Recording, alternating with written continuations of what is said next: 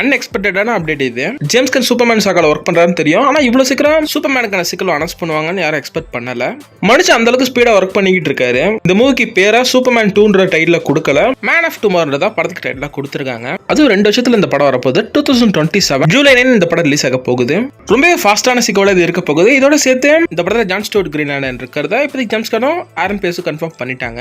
அதுக்கப்புறம் லோபோ, சூப்பர்கர்ல், கிரிப்டோன்னு சொல்லிட்டு ஒரு நடிகர் பட்டமே இந்த படத்துக்குள்ள இருக்குன்னு ஒரு ரூமர் இருக்கு. இந்த அப்டேட்டோட சேர்த்து காமிக் டிசைன்ல கான்செப்ட் ஐட்டமே கொடுத்துருக்காங்க. மூணுத்துலேயுமே ஒரு விஷயம் கன்ஃபார்ம் ஆகுது. லெக்ஸ் லோத்தருக்கு காமிக் அக்யூரேட் ஆர்மர் இந்த படத்துல கொடுக்க போறாங்க.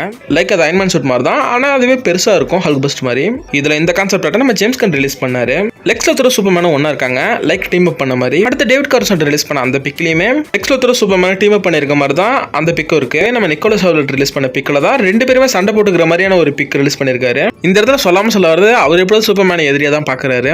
அப்படி இவங்க 2 பேரும் சேர்த்து யாரை எதிர்ப்பாங்கன்னு கேட்டீங்கன்னா மேபி பிரேனியாக்க கூட இருக்கலாம். ஏன்னா மேன் ஆஃப் டுமாரோ காமிக்ல பிரேனியாக் வில்லனா வருவாரு, லெக்ஸ் லோத்தரும் அதே இடத்துல வில்லன் தான். ஃபர்ஸ்ட் சூப்பர்மேன் கூட டீம் அப், அப்புறம் சூப்பர்மேனை எதுக்குறது. 2020 மேன் ஆஃப் டுமாரோன்னு ஒரு அனிமேட்டட் படமும் வந்திருக்கும். அது இந்த காமிக்ல இருந்து நிறைய விஷயத்தை சேஞ்ச் பண்ணி லோபோன் பாராசைட் வில்லனா எடுத்து வந்திருப்பாங்க. காமிக் அனிமேட்டட் மூவில இருக்க முக்கியமான எலமெண்ட்ஸ் எடுத்துக்கிட்டு தனக்கான ஒரு man of tomorrow James Gunn உருவாக்க போறாரா இல்ல இது ரெண்டுத்தோட கலவையா இருக்க போதான்னு வெயிட் பண்ணி தான் பார்க்கணும். ஸ்கிரிப்ட் ஆல்ரெடி ஜேம்ஸ் கன் முடிச்சிட்டாராம். இப்போ சின்ன சின்ன ரீரைட் ஒர்க் கிட்டத்தட்ட ஸ்கிரிப்டை பாலிஷ் பண்ணிக்கிட்டு இருக்காராம்.